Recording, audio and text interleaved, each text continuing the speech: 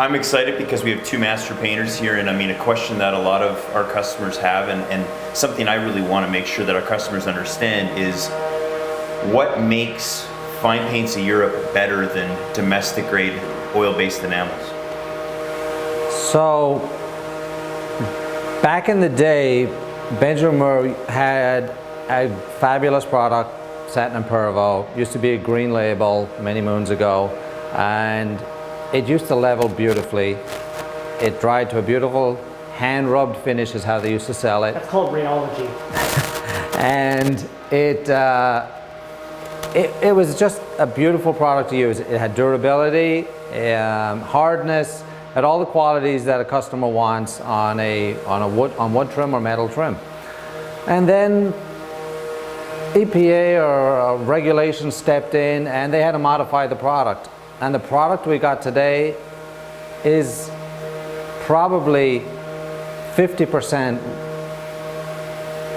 It's good, it's not great. It's not even good. I wouldn't say it's good. It's very difficult to get. You can't get the same finish you could get before. They took components out. I'm not a chemist, so I don't understand. I'm just the guy that puts it on. But I do know that they changed the VOCs, and the product just does not perform the way it used to perform. We can't get it to the same level of smoothness. I don't think it has the same durability that it used to have. And then we've got Fine Paints of Europe. Their product, I used it 20 years ago and I loved it. I'm using it today.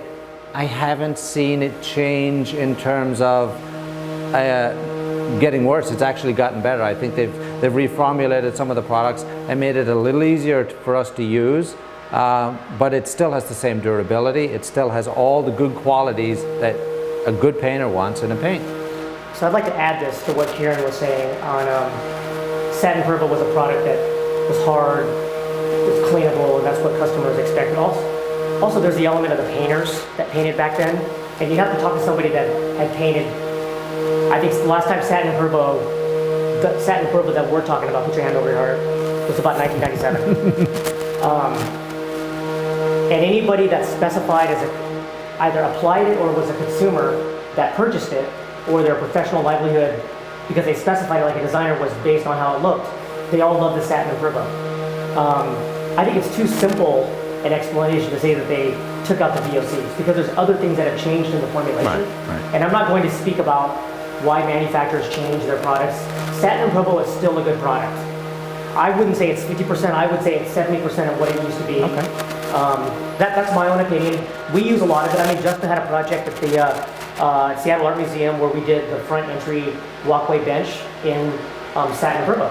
It was a dark color, and my painters that didn't paint in the 90s don't know the difference.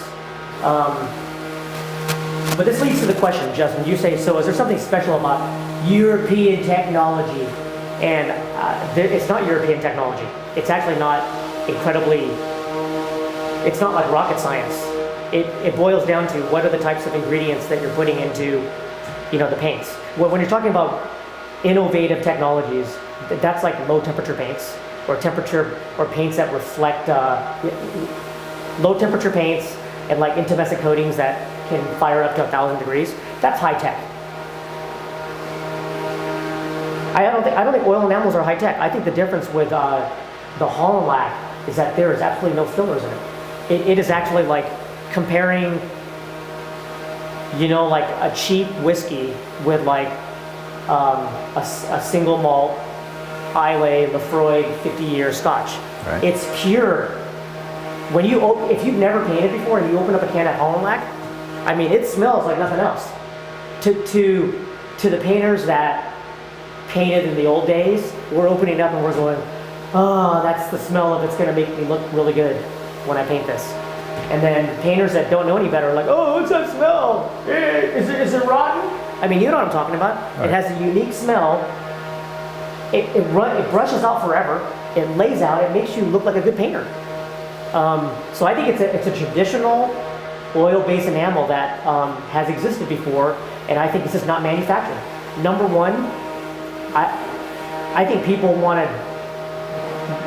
I don't think there's a standard for what paint should look like it did in the 90s. That's just my opinion. They want to make paint there's this, we're in a day and age where paint manufacturers want to increase sales, so they want to make a can of paint that says, this primes and paints and jumps out of the can on the wall by itself.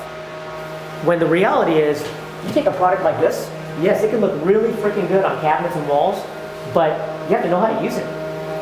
Right. There's a learning curve for this product. A big learning curve. And there's a bigger learning curve for the Brilliant, for glossy, all the glossy doors. Like, you know, you see Shoreline Painting, Chris Polidoro's doing this amazing work, you know, in the Hamptons and in Greenwich. That's because they have done hundreds of jobs where they perfected the technique. And they probably have a dozen fine paint warriors on their staff that know how to use it. They know how to troubleshoot the paint.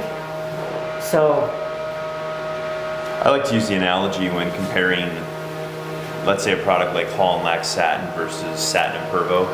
You have like the Rolls Royce versus like the Toyota Camry, or you can go to Scotch, the Macallan 25 versus like the Well stuff. You know what I mean? That's the way I think about it. It's all about the quality of the ingredients and the time and effort that's gone into even, you know, putting the paint together and making it. Here's I think the other thing that's not good for people's perception of a performance of a paint is that, you know, we're now in a social media age, hence this video. But there's a lot of videos online that are videos on how to paint, not done by painters. You've seen those, right? Yeah. And you know, in the video, they're like, well, I painted this whole kitchen cabinet, and it took me about 8 hours. You know, Ciaran and I are watching those, and we're thinking, okay. There's a lot of stuff on YouTube, but I don't go there. I don't go there. It doesn't matter to me. My objective is to continue to be better at what I do. I love to do this, and I want to give that in terms of quality to the customers that want to hire us. That's what I'm trying to do here. I love to do this kind of work. Yeah. Well, thank you, Ciaran. Thanks, John.